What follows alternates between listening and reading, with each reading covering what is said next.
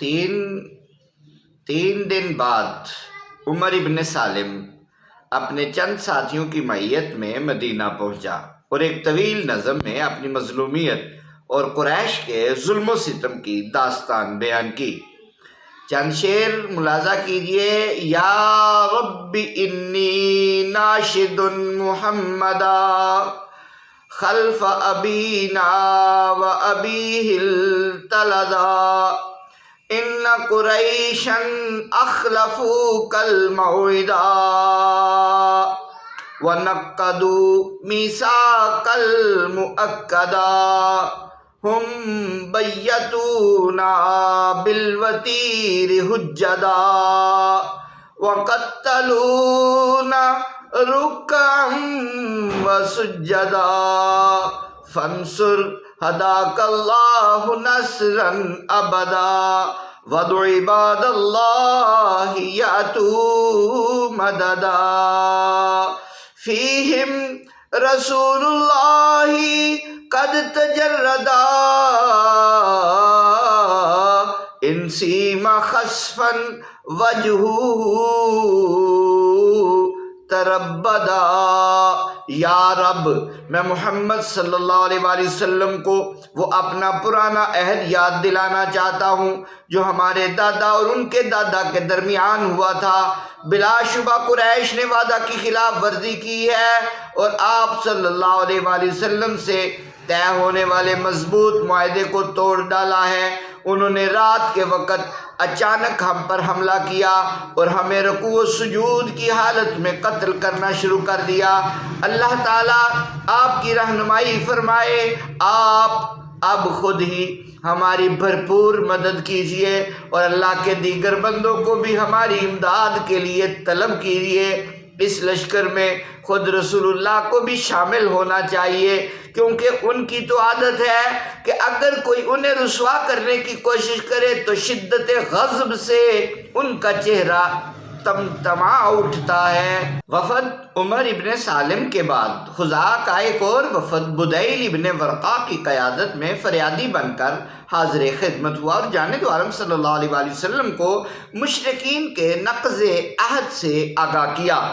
آپ صلی اللہ علیہ وسلم نے فرمایا کہ میں اہل مکہ سے اس بارے میں ضرور باز پرس کروں گا اور ان سے کہوں گا کہ یا تو وہ خزاعہ کے تمام مقتولین کی دیت ادا کر دیں یا بنی بکر کی امداد و تعاون سے مکمل طور پر دستکش ہو جائیں تاکہ ہم بنی بکر سے براہ راست جواب طلبی کر سکیں۔ اگر یہ دونوں باتیں انہیں منظور نہ ہوں تو پھر ہم بھی معاہدے کی پابندی سے آزاد ہوں گے۔ جانب عالم صلی اللہ علیہ وآلہ وسلم نے حسب وعدہ اپنا قاصد مکہ بھیجا، مگر جب قاصد نے مندرجہ بالا صورتیں اہل مکہ کے سامنے بیان کی تو اہل مکہ برافروختہ ہو گئے اور کہنے لگے ہم نہ تو دیت ادا کریں گے نہ بنی بکر کا ساتھ چھوڑیں گے۔ اگر اس وجہ سے محمد اور اس کے ساتھی معاہدہ ختم کرنا چاہتے ہیں تو ان کی مرضی۔ اس وقت تو وہ جوش میں آ کر اہل مکہ یہ متکبرانہ جواب دے بیٹھے، مگر قاصد کی واپسی کے بعد انہیں احساس ہوا کہ ہم سے بھاری حماقت ہو گئی ہے، کیونکہ اگر محمد صلی اللہ علیہ وسلم نے اپنے پیروکاروں کے لشکر جرار کے ساتھ ہم پر چڑھائی کر دی تو ہم کیا کر سکیں گے۔ آخر انہوں نے سوچا کہ اب تلافی مافات کی یہی صورت ہو سکتی ہے کہ ابو سفیان کو مدینہ بھیجا جائے اور وہ کوشش کرے کہ معاہدے کی تجدید ہو جائے۔ ابو سفیان کے انتخاب کی وجہ غالباً یہ تھی کہ اس کو جانب عالم صلی اللہ علیہ وآلہ وسلم کے اندرون خانہ تک رسائی حاصل تھی، کیونکہ اس کی ایک بیٹی ام حبیبہ رضی اللہ تعالی عنہ جانب عالم صلی اللہ علیہ وآلہ وسلم کی زوجہ مطہرہ اور ہماری ماں ام المومنین تھی۔ ابو سفیان سب سے پہلے اپنی بیٹی کے پاس گیا اور وہاں جو بستر بچھا تھا اس پر بیٹھنے لگا۔ حضرت ام حبیبہ فوراً آگے بڑھی اور بستر لپیٹ کر ایک طرف کر دیا۔ ابو سفیان کو بیٹی کے اس اقدام پر حیرت ہوئی اور پوچھا تم مجھے اس بستر کے قابل نہیں سمجھتی ہو یا بستر کو میری شایان شان نہیں سمجھتی ہو؟ حضرت ام حبیبہ نے جواب دیا ابا جان یہ بستر رسول اللہ کا ہے اور آپ مشرک ہونے کی وجہ سے نجس ہیں، پھر میں آپ کو اس پاک بستر پر بیٹھنے کی اجازت کیسے دے سکتی ہوں؟ ابو سفیان نے کہا مجھ سے جدائی کے بعد تم بہت بڑی برائی میں مبتلا ہو گئی ہو۔ نہیں ایسی تو کوئی بات نہیں ہے، حضرت ام حبیبہ نے کہا بلکہ مجھے تو اللہ تعالیٰ نے بڑی اچھائی سے نوازا ہے اور مجھے مشرف با اسلام ہونے کی توفیق عطا فرمائی ہے۔ اور ابا جان آپ بھی ذرا سوچئے، آپ ذرا خیال تو کیجئے کہ آپ قریش کے اتنے بڑے سردار ہیں اور عبادت ان پتھروں کی کرتے ہیں جو دیکھنے اور سننے سے بھی قاصر ہیں۔ بیٹی کا رویہ دیکھ کر ابو سفیان اس کی طرف سے مایوس ہو گیا اور اٹھ کر جانے دو عالم کے پاس چلا گیا، مگر آپ نے اس کی باتوں پر کوئی توجہ نہ دی اور اس نے تجدید معاہدہ کی جو تجویز پیش کی تھی اس کا جواب تک دینا گوارا نہ فرمایا۔ یہاں سے بھی نا امیدی ہوئی تو حضرات ابو بکر، عمر، عثمان، علی سے یا کے بعد دیگرے رضوان اللہ تعالی علیہ اجمعین سے ملاقات کی اور انتہائی عاجزانہ انداز میں التجا کی کہ آپ لوگ رسول اللہ کے روبرو میری سفارش کریں اور انہیں تجدید معاہدہ پر آمادہ کرنے کی کوشش کریں، مگر کسی نے حامی نہ بھری۔ بعض نے سختی سے جھڑک دیا اور بعض نے نرمی سے ٹال دیا، مجبوراً ابو سفیان کو بے نیلے مرام واپس جانا پڑا۔ جانے دو عالم صلی اللہ علیہ وآلہ وسلم نے جنگ کے لیے تیار رہنے کا حکم تو اسی وقت دے دیا تھا جب آپ نے خزاعہ کی غائبانہ فریاد پر ان کی مدد کرنے کا وعدہ فرمایا تھا، تاہم یہ تاکید کی تھی کہ فی الحال اس بات کو مخفی رکھا جائے تاکہ اہل مکہ ہمارے عزائم سے آگاہ نہ ہو سکے۔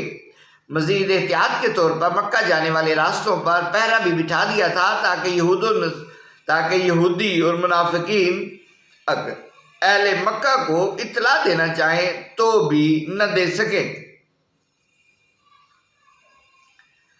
آپ حیران ہوں گے کہ کسی منافق یا یہودی کو تو یہ جرت نہ ہو سکی، البتہ ایک مہاجر صحابی سے یہ غلطی سرزد ہو گئی۔ ان کا نام حاتب ابن ابی بلتعہ تھا۔ انہوں نے اہل مکہ کو ایک خط لکھا جس میں انہیں خبردار کیا کہ رسول اللہ صلی اللہ علیہ وسلم مکہ کی طرف روانہ ہونے والے ہیں، اس لیے تم اپنا انتظام کر لو۔ یہ خط انہوں نے کنیز کو دیا اور کہا کہ تمام معروف راستوں پر پہرا ہے، اس لیے تم غیر معروف راستوں سے سفر کرتی ہوئی جاؤ اور اہل مکہ کو یہ خط پہنچاؤ۔ جانے دو عالم صلی اللہ علیہ وآلہ وسلم کو اللہ تعالیٰ نے اس صورتحال سے مطلع کر دیا، چنانچہ آپ نے حضرت علی، حضرت زبیر اور حضرت مقداد کو بلایا اور کہا کہ اونٹ پر سوار ایک عورت اہل مکہ کے نام حاتب کا خط لے کر جا رہی ہے، تم تینوں اس کا تعاقب کرو اور اس سے خط حاصل کرو، اس کے ساتھ تمہاری ملاقات فلاں جگہ پر ہوگی۔ سبحان اللہ۔ حضرت علی بیان کرتے ہیں کہ جب ہم اس جگہ پہنچے جس کی نشاندہی رسول اللہ صلی اللہ علیہ وسلم نے کی تھی تو واقعی وہاں ایک عورت کجاوے میں بیٹھی ہوئی چلی جا رہی تھی۔ ہم نے اس کو روکا اور کہا کہ خط ہمارے حوالے کر دو۔ اس نے کہا کہ میرے پاس تو کوئی خط نہیں ہے۔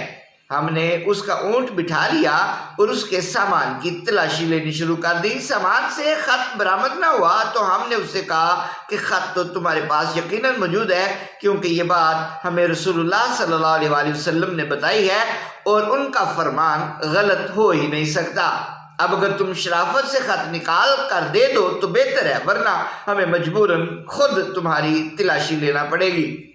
یہ دھمکی کارگر ثابت ہوئی اور اس نے اپنے بالوں کے جوڑے سے خط نکال کر ہمارے حوالے کر دیا۔ ہم خط کو بھی اور اس عورت کو بھی ساتھ لے آئے اور رسول اللہ صلی اللہ علیہ وسلم کی خدمت پیش کر دیا۔ رسول اللہ صلی اللہ علیہ وسلم نے حاتب کو بلایا اور خط دکھا کر رسول اللہ صلی اللہ علیہ وسلم نے حاتب کو بلایا اور خط دکھا کر کہا، حاتب یہ کیا ہے؟ حاتب نے کہا، یا رسول اللہ میرے بارے میں کوئی فیصلہ کرنے میں جلدی نہ فرمائیے اور پہلے میری عرض سن لیجئے۔ اصل بات یہ ہے کہ میں خاندانی طور پر قریش میں سے نہیں ہوں، بلکہ باہر سے آ کر مکہ میں آباد ہوا ہوں، جبکہ باقی مہاجرین قریش کے افراد ہیں۔ جب ہم مکہ سے ہجرت کر کے آئے تھے تو ہم اپنے اہل و عیال وہیں چھوڑ آئے تھے۔ اب دیگر مہاجرین کے تو مکہ میں رشتہ دار موجود ہیں جو ان کے اہل خانہ کی دیکھ بھال کر سکتے ہیں، مگر میرا وہاں کوئی نہیں ہے جو میرے گھر والوں کی ضروریات کا خیال رکھ سکے۔ میں یہ چاہتا تھا کہ قریش پر کوئی ایسا احسان کر دوں جس کی وجہ سے وہ میرے بچوں کا خیال رکھیں اور انہیں کوئی دکھ نہ پہنچائیں۔ چنانچہ میں نے انہیں آپ کے ارادے سے آگاہ کرنے کے لیے خط لکھ دیا، مگر اس خط کی نوعیت ایسی ہے کہ اس سے اللہ اور اس کے رسول کا قطعاً کوئی نقصان نہیں پہنچ سکتا۔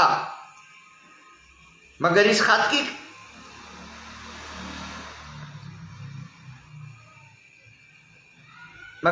کی نوعیت ایسی ہے کہ اس سے اللہ اور اس کے رسول کو قطعاً کوئی نقصان نہیں پہنچ سکتا۔ اللہ کی قسم یا رسول اللہ، میں نے نہ تو اپنا دین چھوڑا ہے اور نہ اسلام لانے کے بعد دوبارہ کفر کی طرف لوٹنے کی کبھی خواہش پیدا ہوئی ہے۔ جانے دو عالم صلی اللہ علیہ وسلم کو حضرت حاتب کا یہ معقول عذر پسند آیا اور فرمایا، واقعی حاتب سچ کہتا ہے، اس کو برا مت کہو۔ واضح ہے کہ حضرت حاتب کا یہ کام تو غلط ہی تھا، واضح رہے کہ حضرت حاتب کا یہ کام ٹھیک تو نہ تھا، مگر ان کی نیت بہرحال غلط نہیں تھی۔ اگر آپ ان کے عذر پر غور کریں تو اس میں ایک جملہ یہ بھی تھا، اس خط کی نوعیت ایسی ہے کہ اس سے اللہ اور اس کے رسول کو قطعاً کوئی نقصان نہیں پہنچ سکتا تھا، اور یہ بات واقعی بالکل درست ہے۔ اگر اس خط کا مطالعہ کیا جائے تو صاف معلوم ہو جاتا ہے کہ حضرت حاتب اہل مکہ کو رسول اللہ کے عزائم سے مطلع کرنے کے بہانے خوف زدہ کرنا چاہتے تھے اور ان کے دلوں میں اہل ایمان کی دہشت بٹھانا چاہتے تھے۔ خط کے الفاظ میں آپ کو سنانا چاہتا ہوں، انوکھا مکتوب ہے، سرنامے وغیرہ کے بعد تحریر تھا۔ اما بعد، یا معشر قریش، ان رسول اللہ جاءکم بجیش عظیم یسیر کالسیل فواللہ لو جاءکم وحدہ لنصرہ اللہ وانجز وعدہ فانظروا لانفسکم والسلام۔ اے گروہ قریش، بے شک رسول اللہ تمہارے پاس ایک عظیم لشکر لے کر آ رہے ہیں جو سیل رواں کی طرح چل رہا ہے۔ خدا کی قسم، اگر آپ تنہا بھی تمہارے پاس تشریف لے آتے تو اللہ ان کی مدد ضرور کرتا اور اپنا وعدہ پورا کرتا، اس لیے اپنا انتظام کر لو، والسلام۔ جانے دو عالم صلی اللہ علیہ وسلم نے اس خط کی وجہ سے، ان کے معقول عذر کی وجہ سے اور ان کی اس تھریٹ کی وجہ سے آپ کہہ لیں، آپ نے فرمایا واقعی حاتب سچ کہتا ہے، اس کو برا مت کہو۔ مگر حضرت عمر کا غصہ فرو نہ ہوا اور عرض کی، یا رسول اللہ اجازت دیجئے کہ میں اس منافق کا سر قلم کر دوں۔ جانے دو عالم صلی اللہ علیہ وسلم فرمایا، عمر کیا تم نہیں جانتے کہ حاتب اہل بدر میں سے ہے اور بدر والوں کو مخاطب کر کے اللہ تعالیٰ فرما چکا ہے، اعملوا ما شئتم فقد غفرت لکم، تمہارا جو جی چاہے کرتے رہو، میں تمہیں بخش چکا ہوں۔ یہ سن کر حضرت عمر کی آنکھوں میں آنسو آ گئے اور بھرائی ہوئی آواز میں بولے، اللہ ورسولہ عالم، اللہ اور اس کا رسول وہی تو بہتر جانتے ہیں۔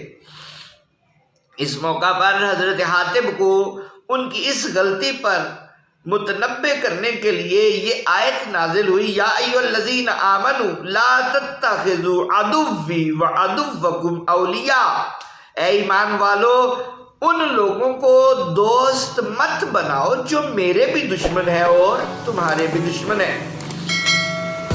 ناظرین و سامعین، سورہ مکہ روانگی انشاءاللہ اگلی قسط میں بیان کی جائے گی۔ آپ سے گزارش ہے کہ اگر آپ نے ابھی تک ہمارے چینل کو سبسکرائب نہیں کیا، اسے سبسکرائب کیجئے، بیل آئیکن کو پریس کیجئے تاکہ ہر نئی آنے والی ویڈیو آپ تک پہنچ سکے۔ السلام علیکم ورحمۃ اللہ وبرکاتہ۔